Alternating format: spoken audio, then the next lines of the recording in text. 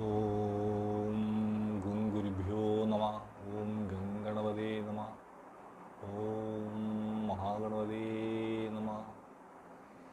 നമ്മൾ പറയാൻ പോകുന്ന വിഷയം ഗണപതി ഭഗവാനെ പോലെ എല്ലാവരും പിന്നെ എപ്പോഴും പ്രാർത്ഥിക്കുന്ന ഒരു ദേവനാണ് ശ്രീ ഹനുമാൻ, ചിരഞ്ജീവിയായ ഹനുമാൻ.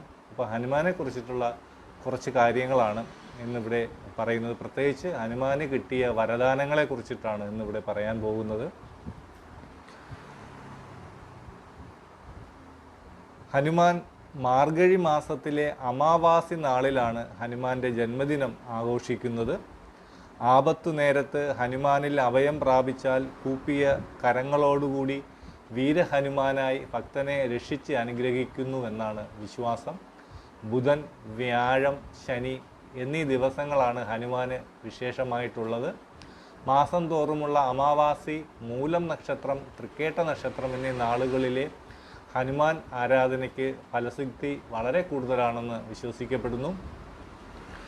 രാമനാമം കേട്ട മാത്രയിൽ പ്രത്യക്ഷപ്പെടുന്ന രാമനാമ സ്തോത്രപ്രിയനായ ഹനുമാനെയാണ് നമുക്ക് എല്ലായിടത്തും കാണാൻ സാധിക്കുന്നത്.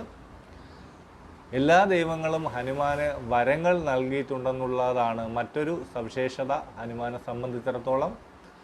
ബ്രഹ്മസ്ഥാനത്തിൽ ആരെക്കൊണ്ടും നിയന്ത്രിക്കാനാവാത്ത വിശ്വരൂപമെടുക്കുവാൻ ശക്തിയുള്ള ചിരഞ്ജീവിയായി വാഴുമെന്നാണ് ഹനുമാന് ബ്രഹ്മദേവൻ വരം നൽകിയിട്ടുള്ളത്. അതുപോലെ തന്നെ വെള്ളം കൊണ്ട് യാതൊരുവിധ ആപത്തും ഉണ്ടാവില്ലെന്നും വരുണാസ്ത്രം കൊണ്ട് ഹനുമാനെ ആർക്കും കീഴ്പ്പെടുത്താനാവില്ലെന്നുമാണ് വരുണ ഭഗവാൻ ഹനുമാന് വരം നൽകിയിട്ടുള്ളത്. സ്വന്തം പ്രകാശത്തിൻ്റെ ഒരു പങ്ക് നൽകി ഞാൻ തന്നെ നിന്റെ ഗുരുവായി നിനക്ക് സകല കലകളും ശാസ്ത്രങ്ങളും പഠിപ്പിച്ചു തരുമെന്നാണ് സൂര്യഭഗവാൻ ഹനുമാന് വാഗ്ദാനം നൽകിയിട്ടുള്ളത്. വാർദ്ധക്യവും മരണവുമില്ലാതെ എന്നും ധീരതയോടെയും ഭുജബലത്തോടെയും ചിരഞ്ജീവിയായി വാഴുമെന്നാണ് യമധർമ്മദേവൻ വരം നൽകിയിട്ടുള്ളത്. അതുപോലെ തന്നെ വിശ്വകർമാവ് താൻ അണിഞ്ഞിരിക്കുന്ന കുണ്ടലങ്ങളെ ഹനുമാന് അണിയിച്ചു കൊണ്ടാണ് അനുഗ്രഹിച്ചത്. ഏത് യുഗത്തിലും പരാജയം ഉണ്ടാവില്ലെന്ന വിജയശക്തി വരമാണ് കുബേര ഭഗവാൻ ഹനുമാന് നൽകിയത്. ഇങ്ങനെ വളരെ വിശേഷപ്പെട്ട വരദാനങ്ങളോടുകൂടി ഇന്നും ജീവിച്ചിരിക്കുന്ന ഹനുമാന് നമുക്ക് ഒരിക്കൽ കൂടെ ജയ് ശ്രീരാം മുഴക്കിക്കൊണ്ട് പ്രാർത്ഥിക്കാം.